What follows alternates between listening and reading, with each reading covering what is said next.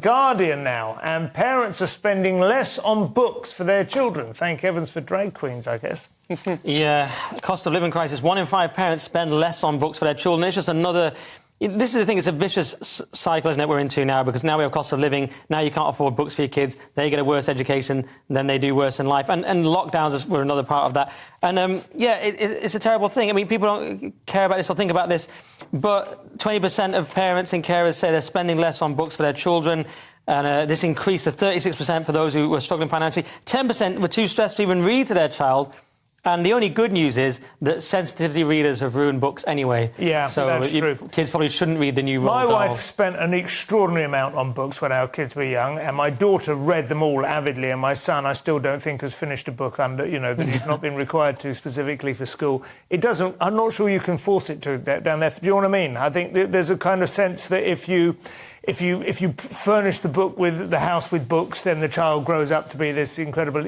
actually, children, if they're into reading, they'll root them out, they'll find them somewhere, they'll exchange them at school like football stamps, and if they're not into it, it doesn't make any sense. Yeah, I completely agree with you, and actually, for me, this just shows the importance of libraries. There was a spate with... A few years back where a lot of libraries were being closed down, people were saying, what's the point in libraries? We have the internet, we don't need books. But actually, for children's education, for their reading comprehension, for their focus, for their concentration, reading is so important, and particularly for their imagination. I will say, I think one of the best things you can do as a parent, especially because parents do want to be engaged with their kids, but often don't know what to say, actually reading them stories at bedtime is quite nice. And it does it creates a great rhythm.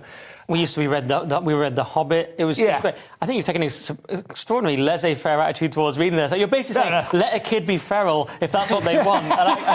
All I'm saying is I think there's a middle-class anxiety. Oh, have we got enough books? You don't need that many books.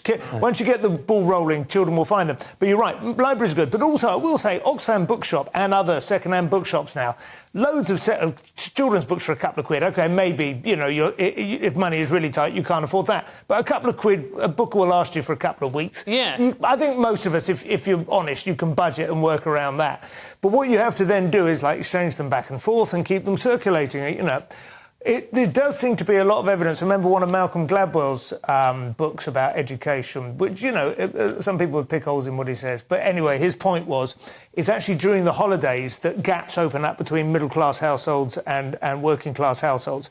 Because when children are in school, they're all under pressure to read all the time and to engage. But it's part of a middle-class kind of anxiety is that they encourage. So I'm contradicting myself. But there is there is some sort of evidence to suggest that it, is quite a good idea to at least have a few books lying around the kids can read if they want to. Well, there's actually a lot of evidence educationally, and that is why the lockdowns were so devastating and shutting schools was so devastating, particularly for working class kids. Absolutely because true. Friends of mine who are still in the teaching profession say that when they came back, the gulf between the working class kids and the middle class kids was enormous. Well, there we go. There's Gladwell's point. That's interesting.